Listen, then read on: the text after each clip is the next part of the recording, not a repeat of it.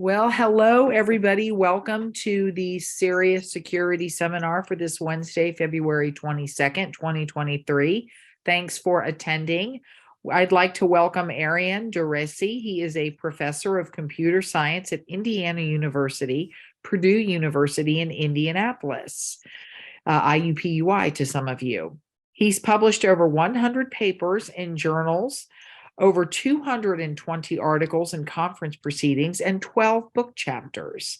His research interests include trust engineering, system security, trustworthy artificial intelligence, AI-controlled network architectures and protocols, and quantum computing. NSF, USD, states, universities, and industry sources funded his research. He was named among the top 2% of scientists on Stanford's list in September of 2021 and updated in October of 2022. And let me give you a little bit of an idea of what Professor Duresi is going to be talking about. His topic today is trust engineering from developing resilient systems to artificial conscience. The talk will discuss how we engineer trust among agents, humans, and algorithms to develop solutions to significant practical problems, including trustworthy AI and multiple applications, resilience in systems and framework for artificial conscience to control AI, which we extend to system security. So again, thank you, Professor Duresi. And I want to remind all of our viewers to go to the Cerias website and sign up for the Security Symposium, March 28th and 29th. Hopefully, Professor Duresi will join us there, and you can take it away. Okay, thank you very much for inviting me. So today we'll be talking about this trust engineering and how we are using it to reach several goals. So I've been working on trust for probably around 20 years now, and more I work on trust, more I kind of get fascinated on trust. It's one of those things you can leverage to build systems, any type of system, security systems, as we'll discuss today, AI systems. So, and the reason is that it looks like this trust notion, it's kind of is the essence of decision making. So, and mostly all of things we do are decision making. We make decisions from small ones to big ones. So that's why if you are able to handle trust basically, and now also include machines in this concept. So let me go ahead. It's kind of very, this is kind of tricky because this concept is kind of very large concept. It has many angles.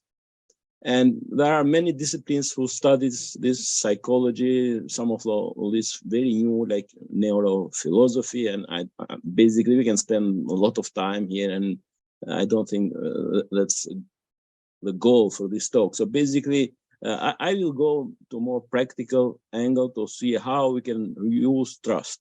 So if we start with definition again, that's not a good start because there are so many definitions about trust and people don't agree. And I think the reason is there are many angles. So, but anyway, kind of from the practical point of view, pragmatic point of view, basically and this is kind of definition somehow we like. So involves some willingness to trust, I mean, to kind of believe that somebody will do something, and uncertainty is involved in this and so on. So as I said, we don't want to get stuck with this definition or any other definition for that matter. So basically how to make practical use of trust, or even more kind of pragmatic way to say it, how do we include computers in managing trust? The first thing we have to do, we have to measure. So basically probably that's the beginning of kind of let's say, new type of science, the real science started with Galileo, and that's the saying there, basically we have to be able to measure things. Otherwise, you cannot build science without measuring. So how to measure trust? Actually, there are many trust systems who try to measure in different manners. So our approach has been kind of simple approach, but also very powerful in my opinion.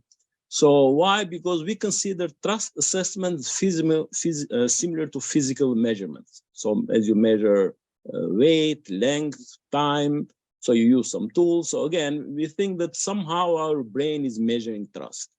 Now, how our brain is measuring trust, probably, who knows, in some distant future, or people, neuroscientists might find out, but for the time being, we don't know. And basically, it's not our job to go and find this. So we will use kind of whatever people tell us, kind of external signals they use, I mean, to measure trust, and we'll capture that like a physical measurement. Now, when you do physical measurements, the real deal is how you deal with errors.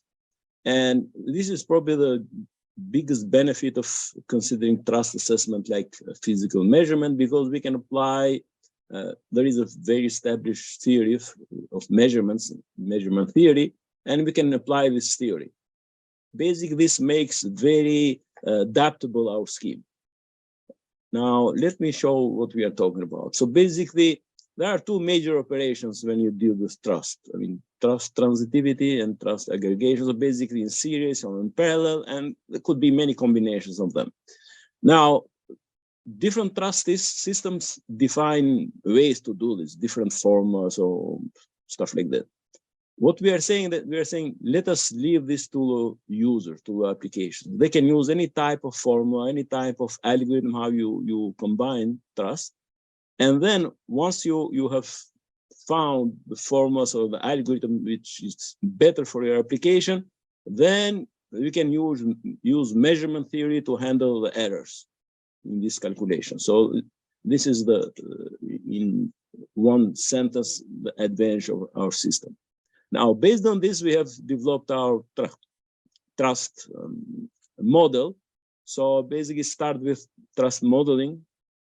Here, we map whatever signals we want to capture from humans or machines to those trust metrics. And this is totally depending on the context, on applications, how you do this mapping. Even the manipulation, those operations somehow will depend on application. And again, our trust scheme based on loss measurement theory helps in doing this. And finally, we have to couple and use these results in the application. So basically in all discussions today, somehow we'll have examples of these things working together. So let me show you some of the uses we have done of this trust engineering, which probably we'll be hearing more and more in the future. So the first thing we have done, we had to validate our system. And this is probably the most tricky part when you deal with trust.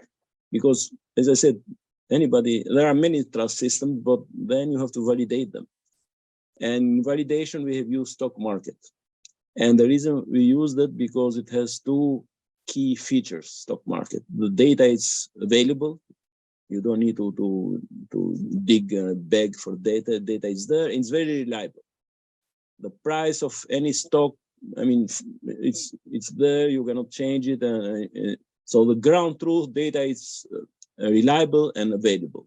So that's our two major features we somehow pushed us to use for validation. And later on, we have used to build trustworthy AI, as we discussed later on. Then to generalize to reliability in systems, and then finally in AI control. So let me explain a little bit our validation on stock market. So basically we use Twitter data. We went after some large groups of investors in stock market, and we collected all the kinds of tweets for, I think, around 6 months or a little bit more. And then what we did, we considered each tweet exchange, retweet, every kind of signal we get there, like signals of trust. And we measured, so we did that mapping between this Twitter data and for each pair of people. And we used also the content of tweets using some tools, sentiment analysis tools. So the bottom line, the final results for each pair in this group, and we are talking about around 1 million people, we built trust between each one of them. We also included some insight from psychology in the sense that trust depends on time and many other details. So finally, we did that kind of aggregation of trust with those formulas using our system.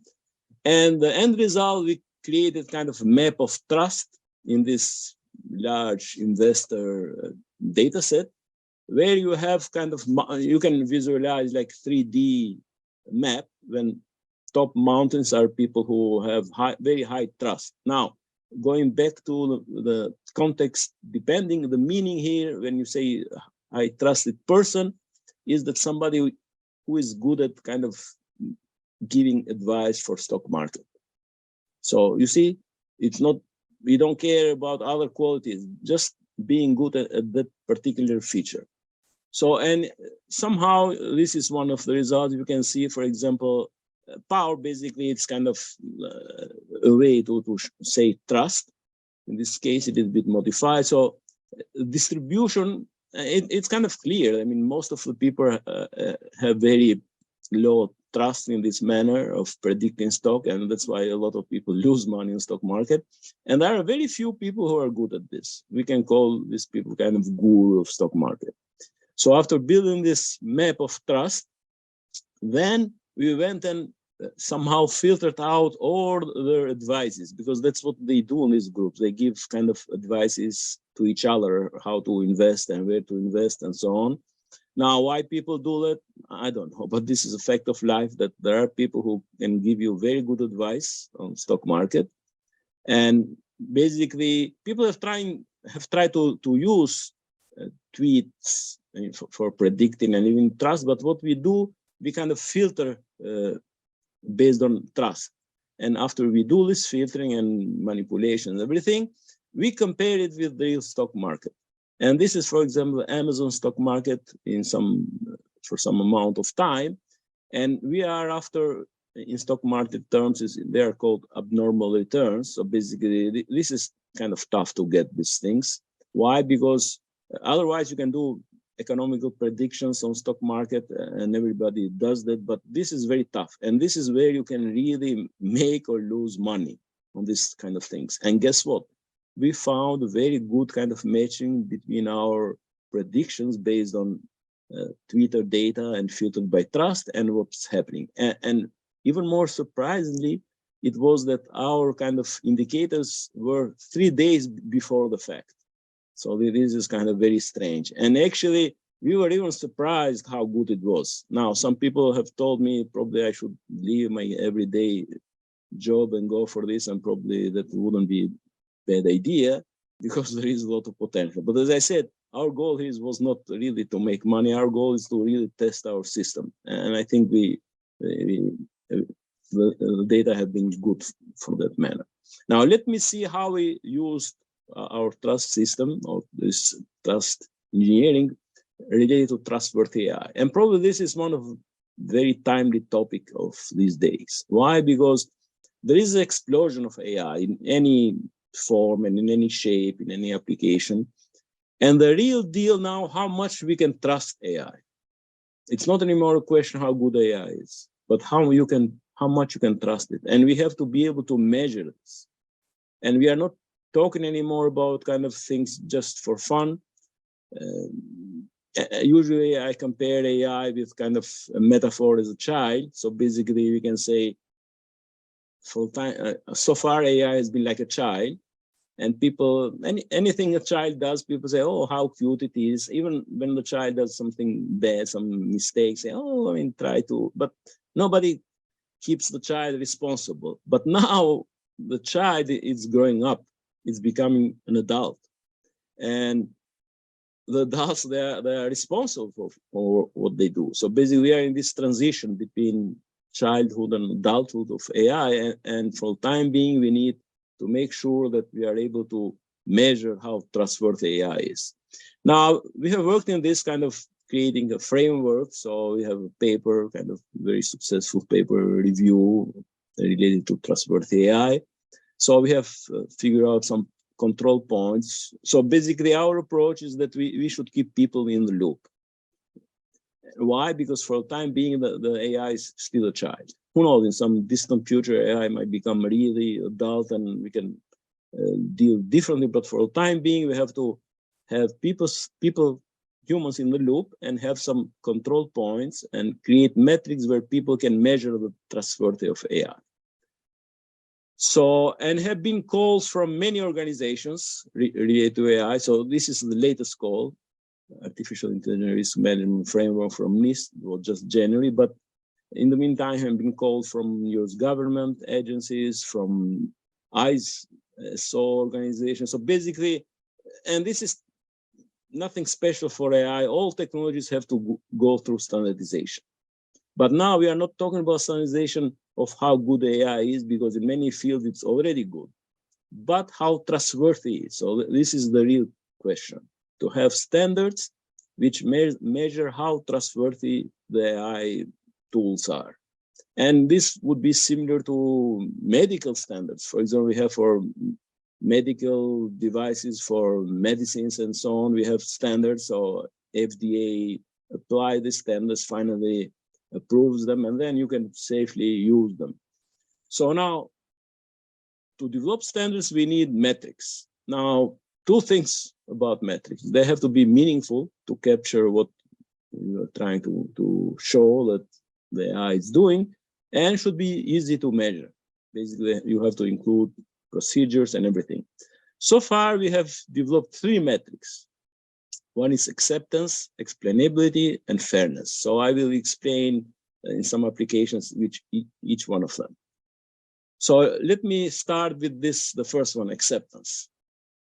We had a kind of large project funded by NSF and USDA, 5-year project. So basically, decision-making in food, energy, water. So, and we have developed some tools based on AI. So this is a region in Oregon because our partners are in that field. So by the way, this science is very complex, how you make decisions in this field of agriculture.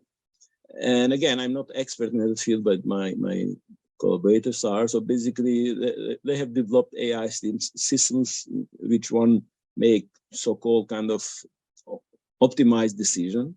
But the trick is that here, the science might not really be very precise in the sense that conditions might change, many factors might not be included, could be many views, long-term, short-term, could be conflicting interest. For example, in some application could be farmers. So these farmers have to reach some joint decisions, but many factors could be trade-off factors like profit,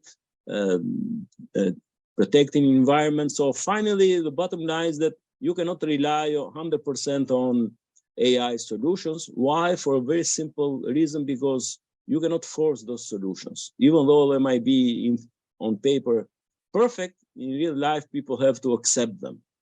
And this is what we are doing, to lead people to accept them. And now, let me explain in this case what we call trust assessment or trust measurement. So we think that let us make it simple, a group of farmers, and they might have their own goal. And for example, next year, I would like to keep this profit and whatever goal it is. So basically, the distance from that goal, we will call kind of trust assessment.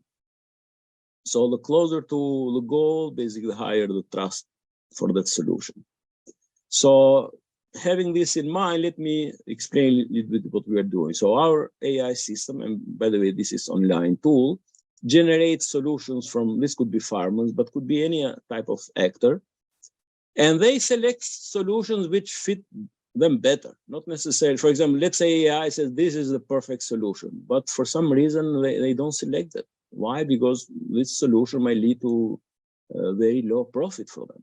So anyway, what we do, we measure the distance from each of whatever people's solution to this solution, and somehow one minus the distance we call acceptance, and also weighted by trust, this becomes our metric.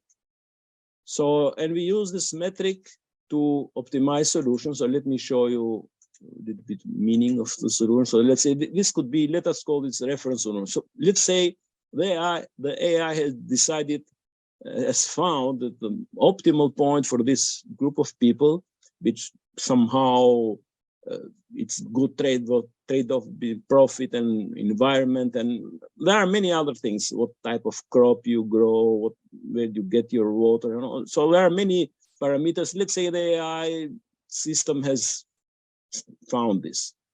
Now, this might be the starting point for them, so, or the ending point, so depend on how things go.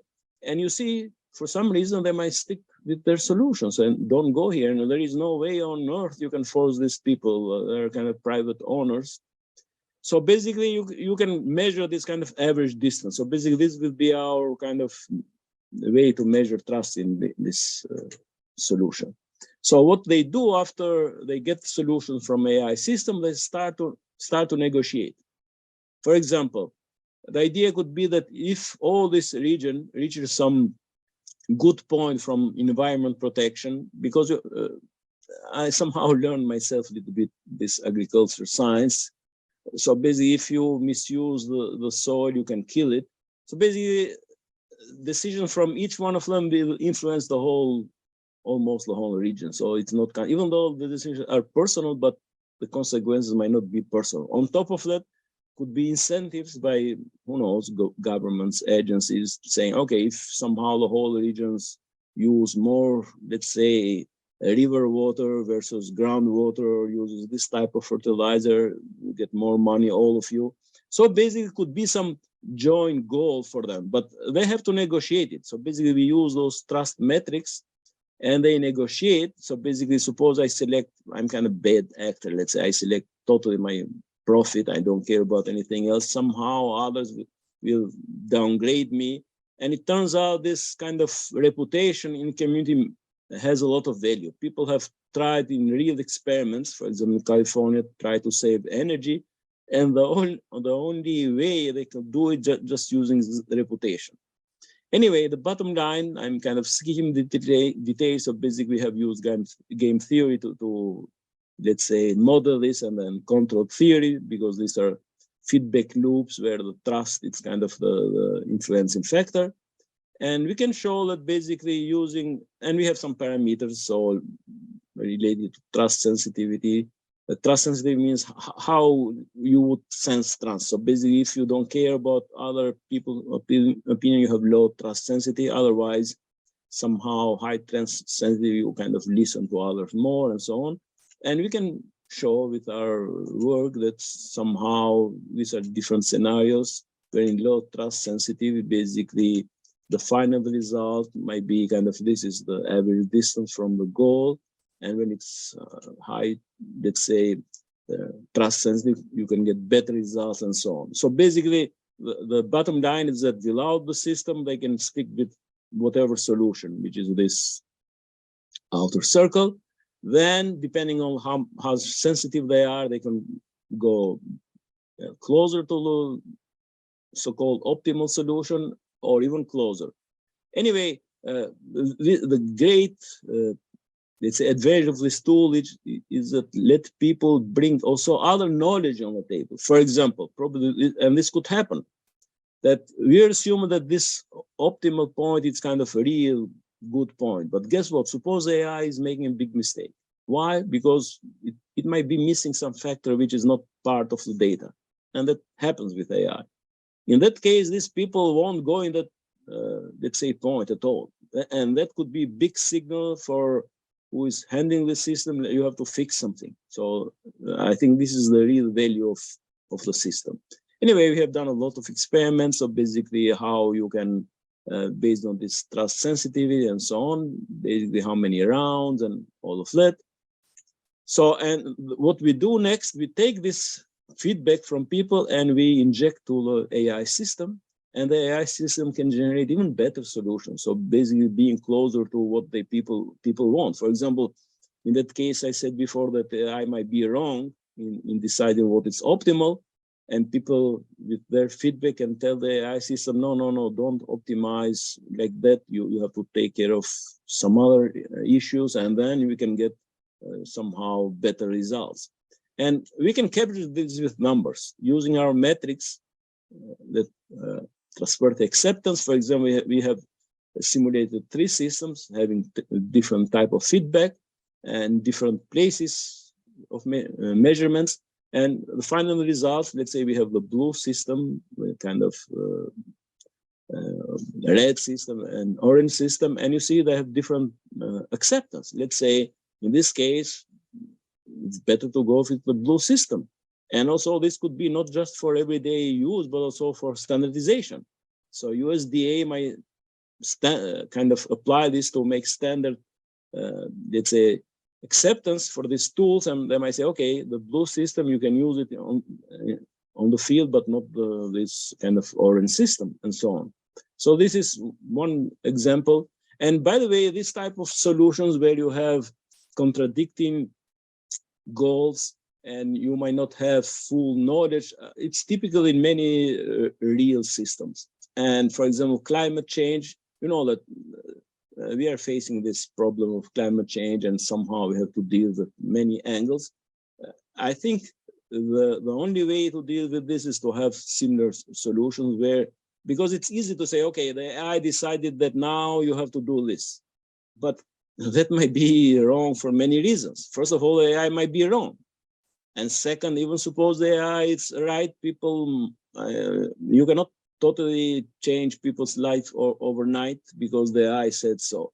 So always will be this kind of negotiation. And what we have shown with our work, and we are convinced that you can get much better results to get people accept what AI's, let's say, results are in real life.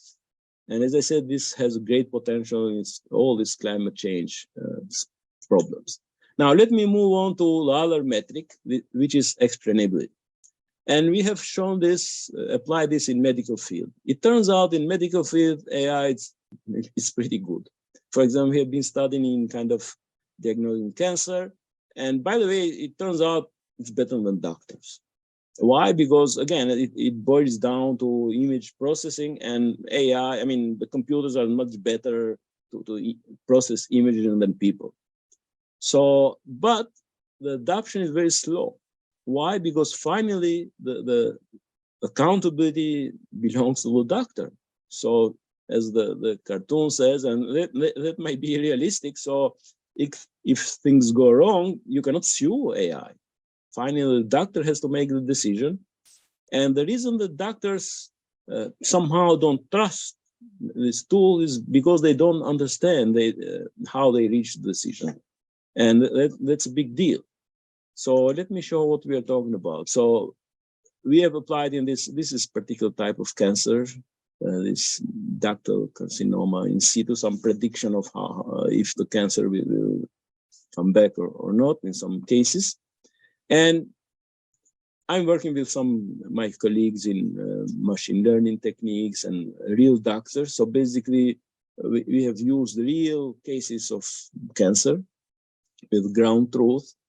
And to make the story short, so basically in this system, we have, I mean, the machine learning techniques used in this case they use around 30 parameters.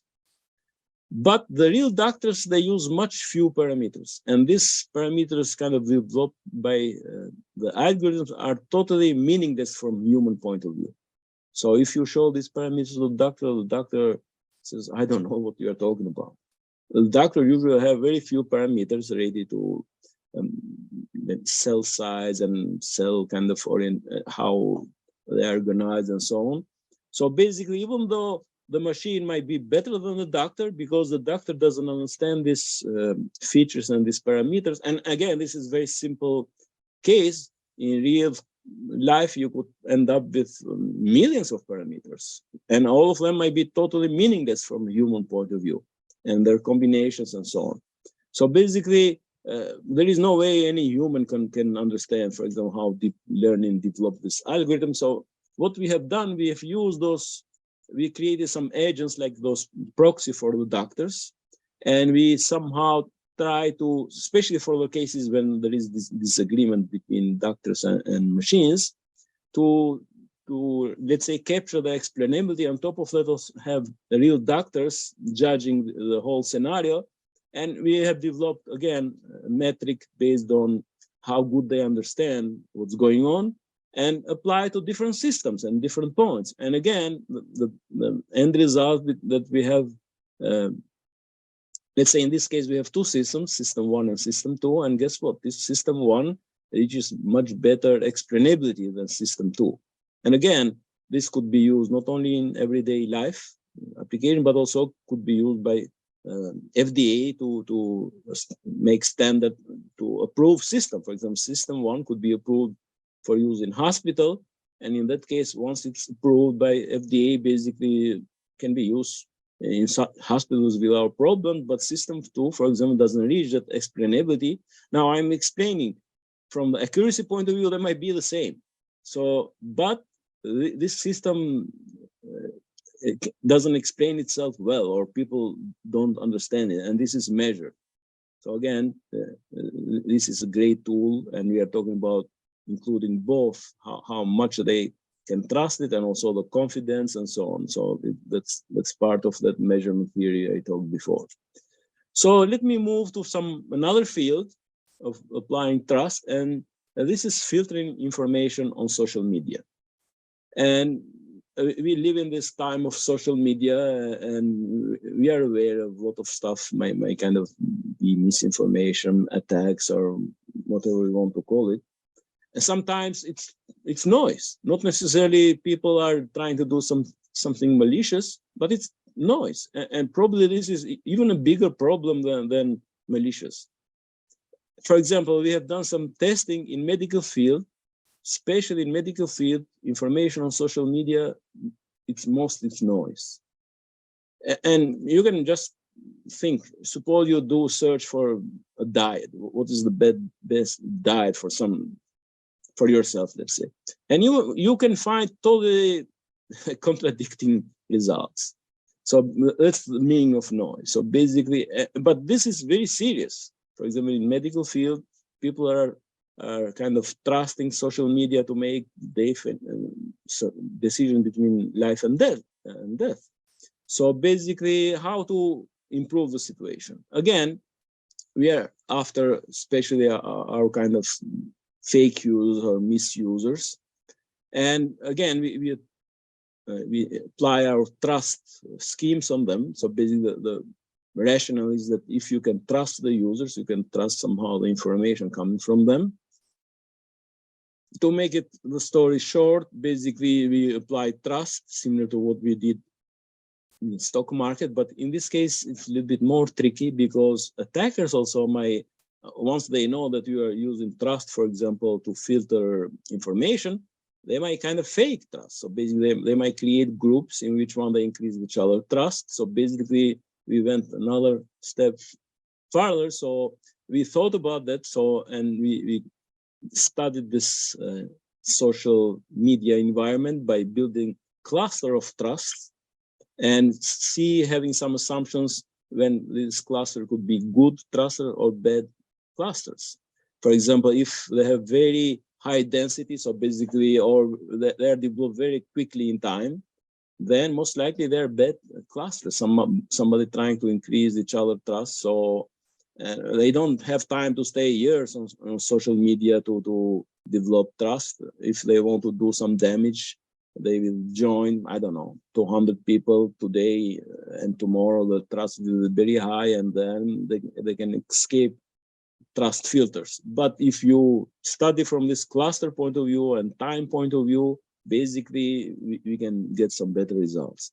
And these are some results we have obtained. So basically in this case, it's kind of naive way of applying trust. So basically filtering out, if for example, these are used with low trust, so basically the damage they can do, it's very minimal because you can filter them out. But if they have high trust, and for example, they might have increased their trust artificially, then you are in trouble. So basically, that's why we went after this cluster business of analyzing social media users. And again, not only we use some machine learning techniques to build these clusters, and we somehow, this is the average trust of that cluster, but also the density. For example, this cluster here has high trust, but also very high density. So most likely, what does it mean? It means that these people don't have they might have very few connections outside, because to get kind of trust from normal users, it takes time. You cannot get high trust in a day or so.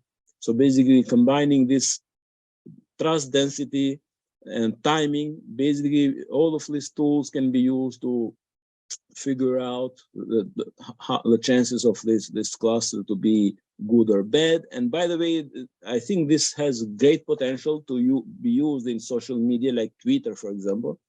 Somehow you build trust kind of bottom up. So basically users themselves rating somehow just by the, and somehow Twitter uses this type of algorithm, but probably this is a little bit going more than that to trying to find kind of malicious users. Again, I think this is has great potential to be applied, because more and more we rely on social media data. As I said, most of the time the data might not be very safe. First of all, might be malicious data, and we know that. And my worry, it's even worse, is of the noise, because somehow malicious data, you can even kind of yourself, if somehow it's very critical in judging the information.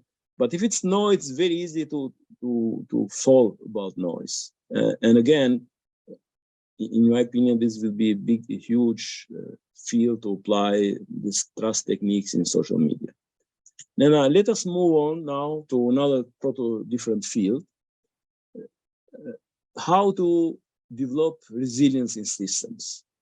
By the way, I've been working in this field for some time, and I'm very happy to see that this resilience now is getting much more attention. By the way, there is the latest, let's say, strategic plan by the Cybersecurity and Infrastructure Security Agency, CISA, which is the top federal agency. This is a very young agency, it has been there for a few years. And they have released the new, the first strategic plan. And what it looks like there is kind of shifting gears, in the sense that now resilience becomes the new focus. What it means? Of course, we need all other type of protections, but the final result is that today, no matter how good you build your system, I bring this with my students example of a castle. So basically, think about security system like building a castle. But as we know from the history, sooner or later, all castles are taken. And that's the same thing happens in security. We need all firewalls, IDSs, and all tools, but also we have to be prepared that sooner or later the attackers will be able to break our system, our protection. And the real deal is how you can survive. So even under attack, you have to keep some acceptable level of quality of service. And this is what they are saying now, that we have to think about resilience. Now, working in this direction, we have thought how to do this, and to apply our trust scheme in this type of problem. So basically, and let me show you some results we have obtained. So basically, we assume kind of distributed system with a bunch of nodes, and we have kind of we call tasks. These are applications that are distributed for redundancy reason. One task could be in many machines and so on. And now let us see what happens from the trust point of view when we emulate some attack. By the way, we have done simulation. Also, we have emulated in real, kind of using virtual machines and so on. Now, to keep it simple, in our scenario, we start measuring trust from the point of view of flows. By the way, one could include many other factors, like, I mean, other signals, but just we are showing the framework here. We start with measuring the trust of flows. And there we can use two techniques. One, considering, let's say, anomalous flows which are not normal. And for example, suppose you know what is normal, and then anything which is not normal, you know that something is going wrong. Or you can use machine learning approach, and we have used that. Basically, you do classification and so on. sometimes might be a 0-day type of attack in the sense that you might miss that. So basically, this is the fight between attackers and defenders. So basically, they will find ways to hide. They will find ways to discover them. But finally, as I said, to keep it simple, we just started with the flow consideration, and then using our trust system, we developed trust of the nodes, and then final trust of applications. So finally, we have a map of trust of all these entities involved. And here, this is our kind of escalation of trust, of attack. So basically, start here, we sense something wrong going over here, and then you see the task 4, for example, it's kind of malicious, infected, they're starting to infect other nodes and keep going. So, and we can capture this by the trust, this kind of escalation, measuring trust, and this is trust in, let's say, 4 windows of time. These are what's happening here. Trust of task, application, trust of nodes. So initially they start with M, it's kind of level of trust, and C, it's kind of confidence. So initially everything is perfect, and then something starting to become suspicious, and finally this is the end result. Somehow the trust is going down. So basically, how to deal with this situation? So because so far we could have just a view of what is going wrong. Now, for this reason, we create a new concept. We call it trustability. It's based on trust, but it has some little kind of more complicated.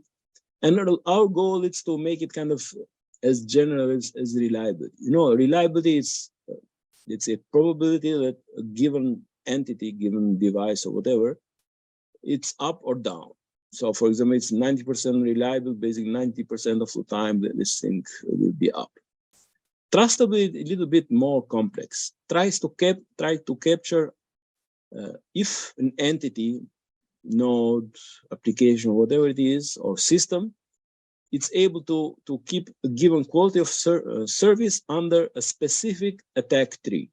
So this is the ambition. And we have, I mean, the difficulty how to tune it. So we have to tune it basically developing this attack trees, and like the one I showed before, that could be a simple one, but you could have big systems and very complicated attack trees, and somehow you have to tune this concept, this principle of trustability on those cases. But anyway, let me show you a little bit how we can handle it. For example, and this is similar to reliability. Reliability, if you want to increase reliability, you use redundancy. If this thing goes down, the same thing we are using here. So, for example, we have one application running in 2 sets of machines. And we can do a calculation of trustability, basically how much the trustability will be up when you do this, and what will happen if one machine goes down, and so on. So here are some experiments. So we have 3 machines, and we simulate kind of attacks in machine number 1. The trust goes down, the trustability goes down. Then we somehow put kind of redundant resource here, and then we bring trustability up. So anyway, the end result is that somehow we can calculate how much redundancy we need to keep trustability up to a certain point. Now, and the beauty of this is that now you can have kind of make predictions based, you have to study this type of attacks beforehand, but then when they happen, and if they happen the way you were thinking of, you might be able to respond very quickly. And this is very important because now attacks and defenders, attacks are done by artificial intelligence tools. So basically we are done with microseconds time. There is no time for people to get involved. So the responses have to be same level. So our technique allows you, I mean, the user somehow to optimize this type of equation. So one is the value of that operation, basically the business you are running, the cost, because there is extra cost here. I mean, there is no free lunch. You cannot get better trustability with not spending money, but also there is a big cost of failure. So if you don't spend this money here, you might be spending much more money on failure. And failure could be much bigger than just losing some applications, because think about cloud computing company like Amazon or Google. They will lose reputation, they will lose customers, and so on. So basically, this is easy to write down, but could be very difficult to, especially to capture this failure here, the failure of basically the cost of failure. So now we are extending this because, as I said, for the time being, we are using very simple way to measure trust, just the trust of those flows. Now we have a project, I have a project with Professor Bertino of Computer Science West Lafayette, just funded this project, was funded by Purdue. Basically, she is developing this AI-based intrusion detection, one of the first one built. And actually, this system basically will study whatever the system is under study here. For example, we are applying kind of 5G edge computing. And then this result will come to our trusted system and do those decisions we showed before to immediately deploy resources. And resources could be not only computing resources, could be computing net, could be security resources. For example, suppose now are under some type of attack, denial of service, we might need more power to our kind of firewalls. And guess what? All these are virtual resources. We can immediately activate them, or we might need more. For example, suppose we are under some ransomware attack, so parts of the system are kind of encrypted now. Immediately we can deploy other resources. So basically, again, trying to optimize this equation, the value of success minus the cost for extra resources, and especially minus the cost of the failure. So I believe that this has great future, this concept of trustability, because this is a good way to assure that resilience, which somehow the whole security community is asking for systems now. How to make system resilience to attacks, basically how to survive the attacks.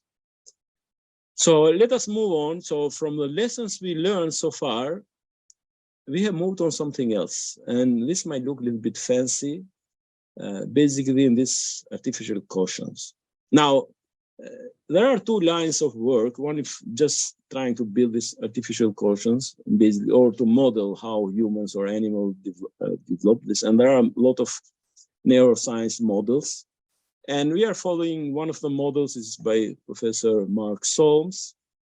And he believes that somehow our consciousness is related to feelings. And the real, let's say, the cortex is the intelligence part of the brain, does kind of decisions, but somehow it's under control of the feelings. And by the way, he uses, and I was surprised because I saw this material much later than I was working on those previous problems. He thinks that somehow our brain also uses kind of distance between expectations, reality. It's similar to our somehow distance. Of course, this is very complicated model, biological model. We are not trying to replicate it or anything like that. We are trying to keep it very simple. And this is what we have done so far. So let us assume that we have several AI algorithms trying to do some work. And each one of them has its own way of performing, reaching their goals, and so on. And now we get the output of these algorithms. And again, there are some other biology model, neural models we somehow have been inspired to do this. And then on top of that, we have some agents.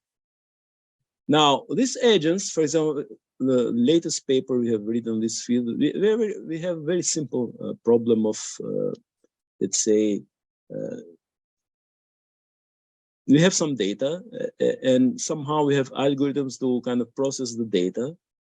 And one feature, main thing would be the accuracies. There are several algorithms, and then some other metrics, several type of fairness, classification problem. It's a very simple problem and very well known data set. So we want to keep it very simple.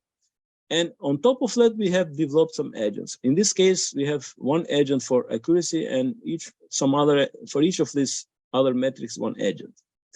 And this is very similar to our previous scheme. And what we have learned from our previous scheme, that this negotiation, trust and negotiation between them has two great features.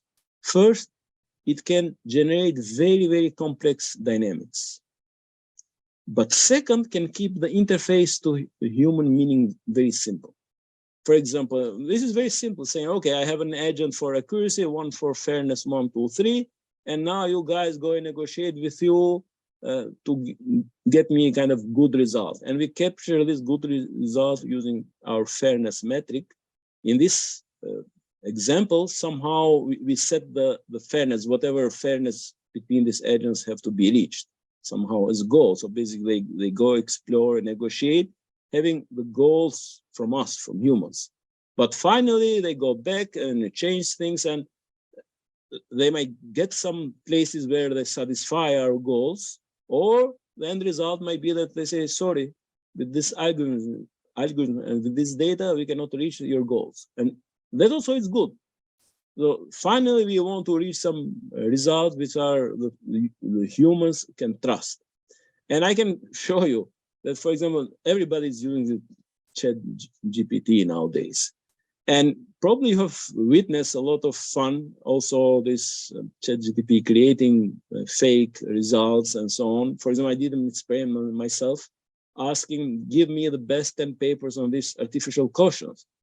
And it generated 10 papers. And initially I felt very bad because I didn't know any of those papers. And then I went to check, they were all fake papers.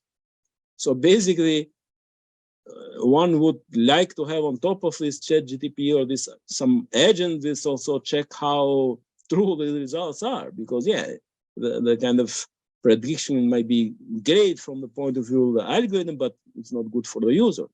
So anyway, so I believe this is a great way to go to build this. As I said, we can call this cautions or not, we don't care. I mean, from my point of view, this is a way to control AI. And as the control has to be simple from the meaning point of view. And then could be very complicated inside, because you can get a lot of complication when these agents somehow negotiate with each other. So we are trying to apply this system, the same idea on system security. So in system security, you might have all tools available, but like a puzzle, but they might be kind of, you might create in holes. So this is what we are working on. Let us say we have a lot of AI security tools, for example, intrusion detection, firewalls, and everything there, right? And they have their own, each one of them have its own goals, trying to reach those goals. But on the other hand, even though they might be successful, each one of them, finally you might have holes, you might have missing pieces and so on. So we want to apply this control method by having agents for organization missions, for example, profit, reputation, regulations. For example, regulation is a big deal. For example, you might apply everything fine, but it happens that you are missing some regulation. And you have seen, we have witnessed that top organizations like Microsoft and Google, they are paying a lot of fines in Europe. Why? Because they have different regulation. So again, we want these agents now to control these AI tools or whatever tools, and somehow reach the point then the final result matches the mission organization, which somehow security experts might not be exactly clear what the level of missions they're dealing with. So, and this brings me kind of almost in time at the end of my talk. So basically, I believe that this developing with so-called AI cautions, I mean, stepping stones in this direction, it's a great way to have this child learn. And in this manner, in this case, I believe that this metaphor, it's more than a metaphor, because the same thing happens with children. So we have children growing up, they learn, and somehow they take that learning, they apply in somehow those values, and somehow we want this initially we can set up those values to those agents in these artificial quotients or AI control, but later on, we can let them learn themselves. So for example, do we want to teach fairness or morals to AI? Let them read all literature. We have children studying, or let them see people, how people behave, and just learn like people. And finally, I believe this interface between people and machines and so on will be at this level of quotients of control, because we never will be able to understand how, let's say, deep learner, who knows what people will invent.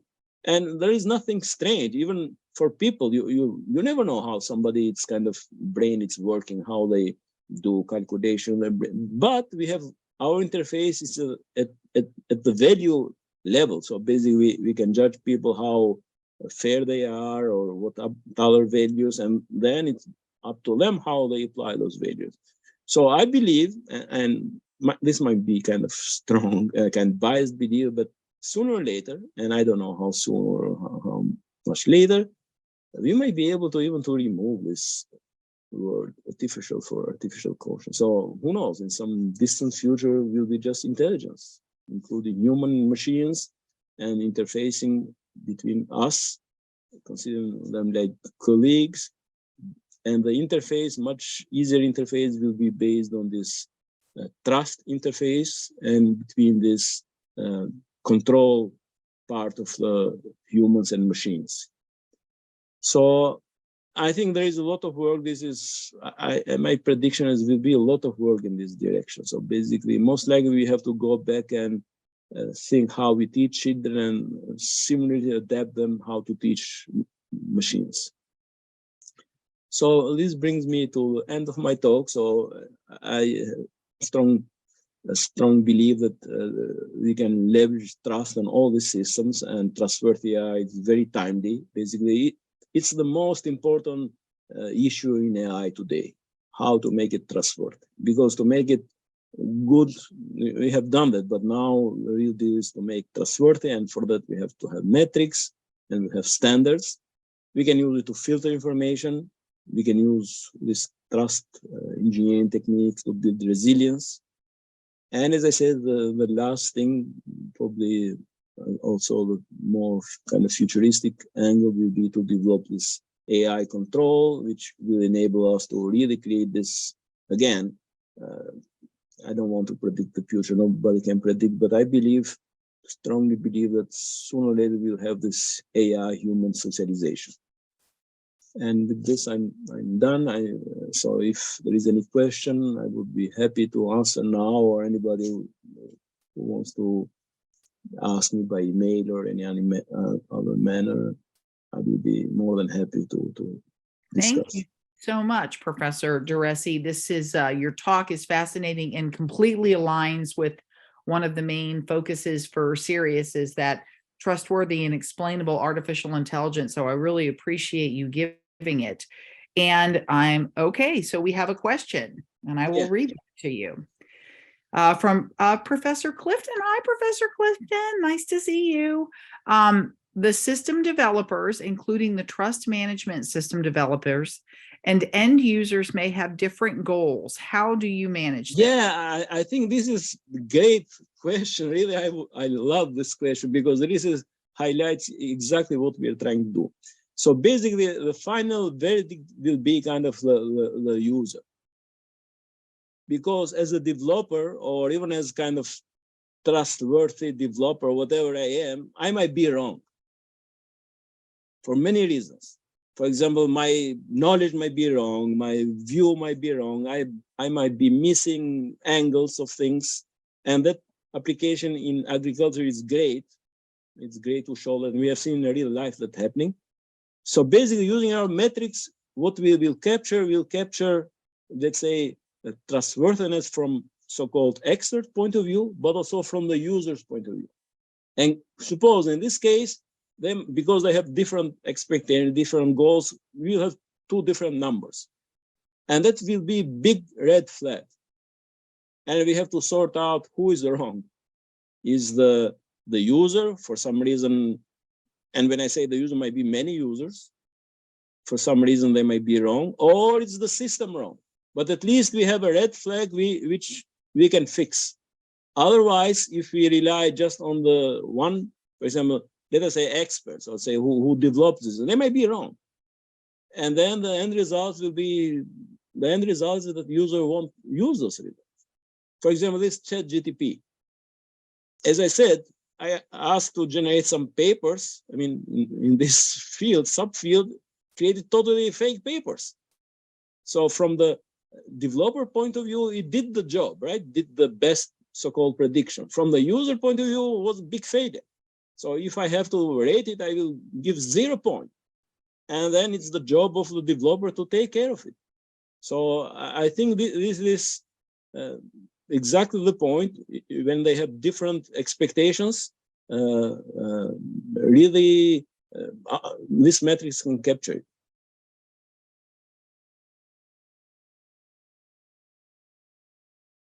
Thank you, Professor. Yeah, I see there is a follow-up. Let me see. Yeah, basically the professor is saying that he once reported some kind of violation, and then somehow they didn't want to hear about. And so who is going to put together? As I said, the best way to deal with these things is to have standards. For example, that system has to obey some standard, and this is not new in technology. So for any technology, we have standards. For example, for cars, we have standards. Nobody would love so-called perfect car, which it's not safe. We have standards for safety. So the same thing. So who should take care of it should be these organizations who should certify these systems. For example, suppose, making up now, that somehow has to certify these chat AIs. And they have to certify it by testing, by using metrics, and finally saying now it's safe to use it after have been through these tests. And hopefully, yeah, of course you need regulation, like in everything.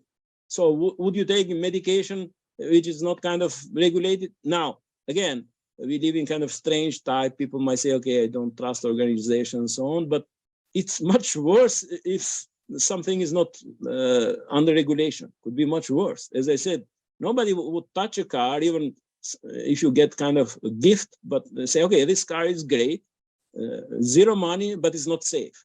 So basically they are trying to kill you. The same thing could be medication. Who knows? Even this ChatGTP could be the same thing. Why? Because somebody could build an application which use ChatGTP to recommend medication and medical procedures. And this is even worse because you might not even be aware that what is being used beneath it. So that's why I think there is no way out. We need to have standards, and we have to have organizations.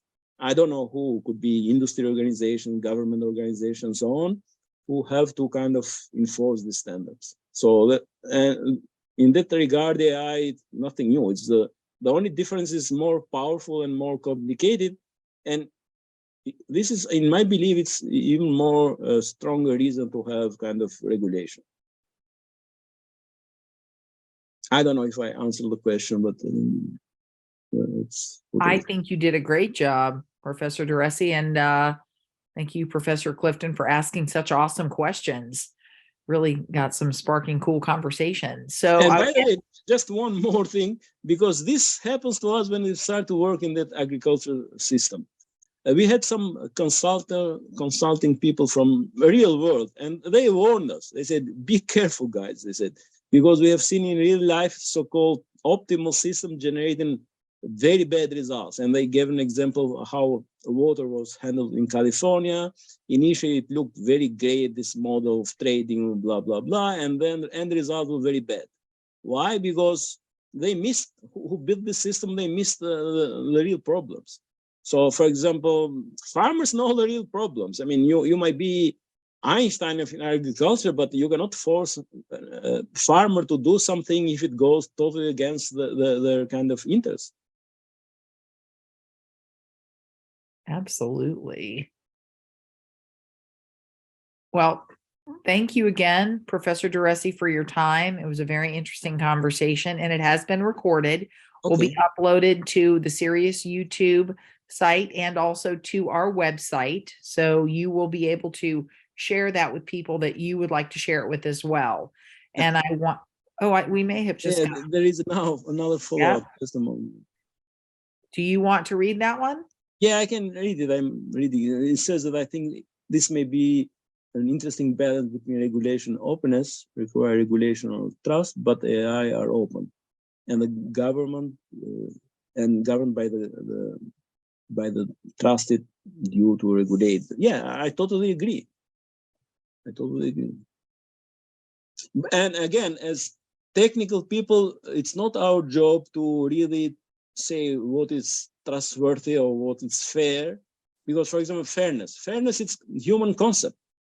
And if I have to build fairness, most likely I will be wrong. What I will be doing, I will applying my concept of fairness, which might be wrong for many reasons. So, for example, our fairness metric doesn't make an assumption. So basically it says that you as users or as whatever you are, you somehow define what is fair. And then we will measure how close or how far away the system fairness is from what you said should be fair. And could end up two different users might have different concept of fairness, and the same system could have different results for the fairness, and it's up to them.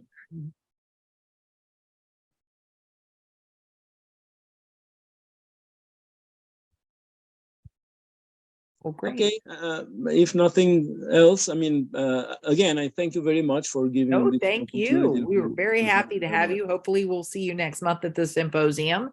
And great. If anybody has any additional questions for Professor Durissi, I think you could email him. I think your contact information is on the website. And again, everybody go register for the Security Symposium next month. And thank you again and have a great evening.